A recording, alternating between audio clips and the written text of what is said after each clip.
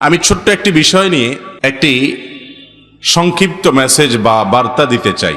আল্লাহ রাব্বুল আলামিন কিয়ামতের ময়দানে আমাদের আমল গুনবেন না মাপবেন?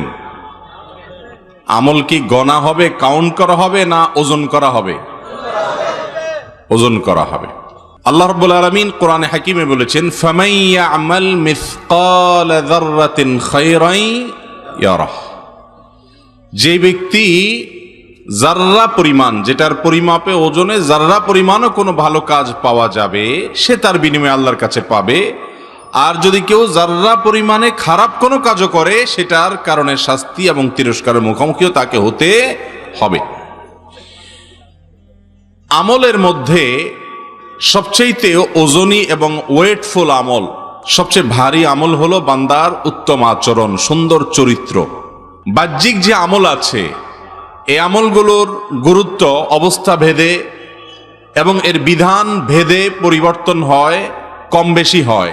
ফরজ বিধান, ফরজ আমল এর গুরুত্ব সবচেয়ে বেশি, ওয়াজিব, তারপরে এরপরে সুন্নাত, এরপরে সাধারণ নফল।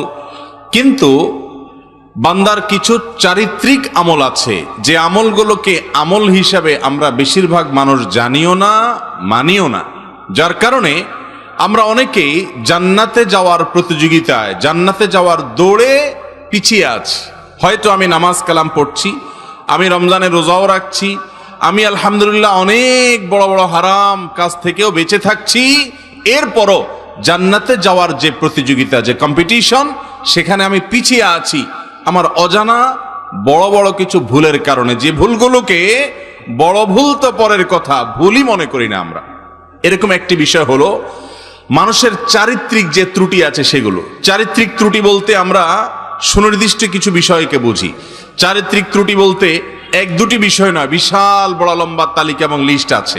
সে লিস্ট ধরে ধরে যদি দেখা হয়, তাহলে দেখা যাবে যে এই ত্রুটিগুলো কি পরিমাণ আমাদের মাঝে আসে।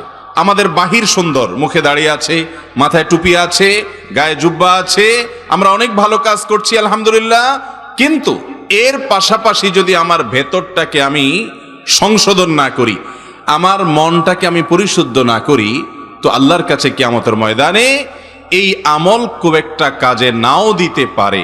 একটি আয়াত আপনারা এর আগে শুনেছেন, আল্লাহ রাব্বুল আলামিন বলেছেন, ইয়াউমা লা ইয়ানফাউ মালুন ওয়ালা বানুন। দুনিয়ার সম্পদ, সন্তান, বড় বড় পরিচয়, এগুলোর কোনোটি আখিরাতে আল্লাহর কাছে কাজে আসবে না। ইল্লা মান আতাল্লাহা বিকলবিন সালিম। যে ব্যক্তি একটা পরিচ্ছন্ন ফ্রেশ অন্তর নিয়ে আল্লাহর কাছে যেতে পারবে, যে অন্তর আল্লাহ তাআলা তাকে দিয়ে দুনিয়াতে পাঠিয়েছেন। মাতৃগর্ভ থেকে যখন আমরা এসেছি, আমাদের যে অন্তর ছিল, এই অন্তরে কোনো প্রকার হিংসা ছিল, বিদ্বেষ ছিল, কোনো প্রকার বাজে কোনো গুণ এই অন্তরে ছিল না। অন্তরটা ছিল ফ্রেশ। এই অন্তরটাকে আমরা নোংরামিতে পরিপূর্ণ করেছি। একজন ইমানদার স্ট্রাগল করবেন, যুদ্ধ করবেন নিজের সঙ্গে, যে আমার অন্তরকে আবার আমি আমার শৈশবের মতো, শিশুকালের মতো, নবজাতক শিশু অবস্থায় যেরকম আমার অন্তর ফ্রেশ ছিল, আমি সেরকম অন্তরটাকে পরিচ্ছন্ন করার স্ট্রাগলটা অন্তত করব, সংগ্রামটা অন্তত করব, চেষ্টাটা অন্তত করব। এটা হলো খাঁটি ইমানদারের কাজ।